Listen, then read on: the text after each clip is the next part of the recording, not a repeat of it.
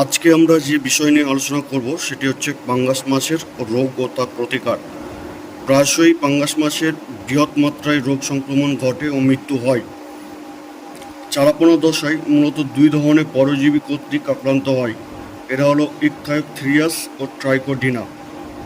এর থেকে নিস্তার পেতে হলে জলে 15 থেকে 20 পিপিটি মাত্রায় ফরমালিন প্রয়োগ করতে হবে 8 ঘন্টার জন্য।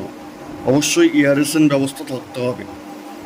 এছাড়া আরও দু ধরনের ব্যাকটেরিয়াল রোগ রয়েছে, সেগুলি হলো প্রথমত ব্যাসিলারি নেক্রোসিস অফ পাঙ্গাসিয়াস বা বিএনপি। এটি এডওয়ার্ডসিয়ালা ইকটালোরি নামক ব্যাকটেরিয়া কর্তৃক ঘটে। লক্ষণগুলি হলো পাখনার গোড়ায় ও চোখে ক্ষত, বৃক্কে, প্লিয়াই ও যকৃতে সাদা দাগ এবং কিছু কোষীয় ক্ষয় ঘটে।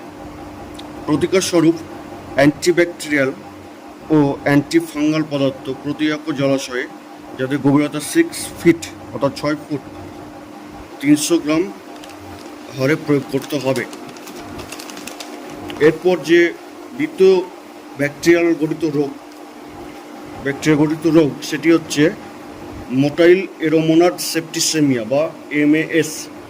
এটি এরোমোনাস প্রজাতির ব্যাকটেরিয়া, মূলত অ্যারোমেনাস হাইড্রোফিলা, অ্যারোমেনাস সব্রিয়া এবং অ্যারোমেনাস ক্যাভিয়া কর্তৃক আক্রান্ত হয়। লক্ষণগুলি হলো চোখে, শরীরে ও পাখনায় ক্ষত, পেরিটোনিয়াম হচ্ছে রক্তাভ, যার ফলে পেট ফুলে থাকে।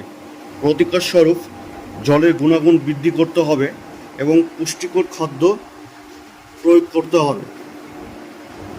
আয়োডিন 20% প্রতি একর জলাশয়ে 300 মিলিলিটার মাত্রায় প্রয়োগ করতে হবে।